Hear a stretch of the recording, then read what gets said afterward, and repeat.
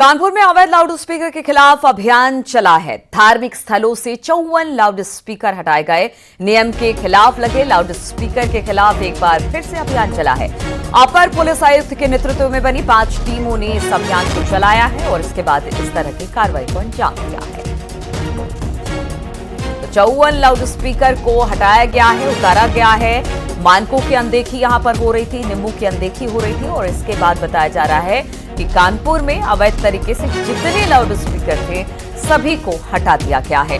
धार्मिक स्थलों से करीब 54 लाउड स्पीकर हटाए गए हैं। नियम के खिलाफ ये लाउड स्पीकर लगाए गए थे और अब जब पुलिस की चेकिंग हुई और नियमों की अनदेखी वहां पर साफ तौर से देखने को मिली, तो अपर पुलिस आयुक्त ने अपने नेतृत्व में जो 5 टीमें अभियान चला रही थी उसने इस पर कार्रवाई की है। बातचीत करने के लिए अमित गंजू हमारे साथ जुड़ गए हैं। अमित, लगातार हम देख रहे हैं कि किस तरह से धार्मिक स्थलों पर नियमों को ताक पर रखकर लाउड स्पीकर लगाया जाता है और एक बड़ी कार्रवाई के तौर पर इसे देखा जा रहा है। देखिए नीलू जी, मैं आपको बताना चाहूंगा ये पूरा मामला कानपुर से जुड़ा है, क्योंकि पूर्व में भी लाउड स्पीकर जो मानकों के अगेंस्ट लगे थे, जो अगेंस्ट सिस्टम था, इनका एक पूरा लगाया गया था, एक पूरा इनको लिटरेचर दिया गया था। उसमें 17 की 18 पॉइंट्स दिए गए थे। जो भी धार्मिक स्थान है, लाउड स्पीकर के क्या वॉल्यूम होना चाहिए, कितने होने चाहिए, क्या लेंथ होनी चाहिए, इसकी वॉल्यूम का क्या।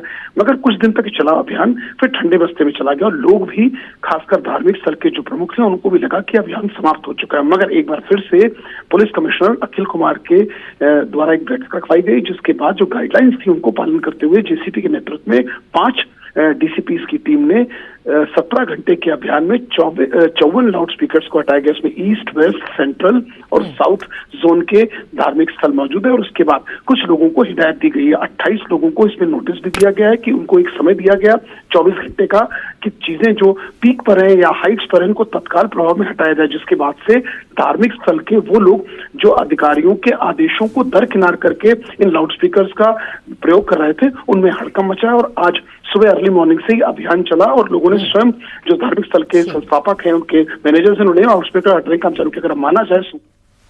ठीक है, बहुत बहुत शुक्रिया अमित जी आपका जानकारी देने के लिए। तो 54 लाउड स्पीकर में जैसे उतारा गया है। लखनऊ में देर रात आलमबाग बस अड्डे पर हुसैनगंज मेट्रो स्टेशन को बम से उड़ाने की धमकी मिली थी। पुलिस कंट्रोल रूम पर कॉल कर यह धमकी दी गई। देर रात पुलिस और बम डिटेक्शन एंड डिस्पोजल स्क्वाड ने बस अड्डे मेट्रो स्टेशन की चेकिंग की। चेकिंग के दौरान कुछ भी आपत्तिजनक नहीं मिला। कॉल करने वाला मोबाइल स्विच ऑफ है। कॉल करने वाले की तलाश इस वक्त हुसैनगंज पुलिस कर रही है। तो देर रात ये सब कुछ चलता रहा। बम से उड़ाने की धमकी मिली। ये जो खासतौर पर जो आलमबाग बस अड्डा है हुसैनगंज मेट्रो स्टेशन के पास का, उसे बम से उड़ाने की धमकी मिली। पुलिस कंट्रोल रूम में ये कॉल आया।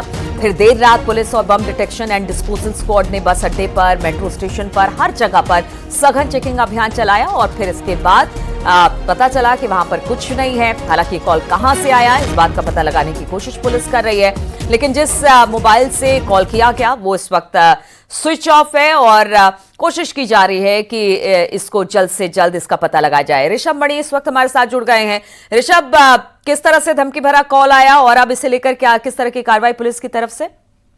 देखिए, ये कल रात को 11 बजे पुलिस कंट्रोल रूम पर यह धमकी आई थी, जिसमें आलमबाग बस अड्डे और हुसैनगंज मेट्रो स्टेशन पर बम रखे होने की बात कही गई थी। इसके बाद पुलिस, फायर ब्रिगेड का पूरा जो दस्ता होता है और बम डिटेक्शन एंड डिस्पोजल स्क्वाड होता है, स्लीपर डॉग्स होते हैं, अपनी टीम्स के साथ मेट्रो स्टेशन हुसैनगंज और आलमबाग बस अड्डे की अच्छी खासी सघन चेकिंग की है। लेकिन 1 घंटे की चेकिंग में कुछ भी बरामद नहीं हुआ है, जिसके बाद ये बात साबित हो गई वो महज एक धमकी थी, परेशान करने के लिए दी गई थी।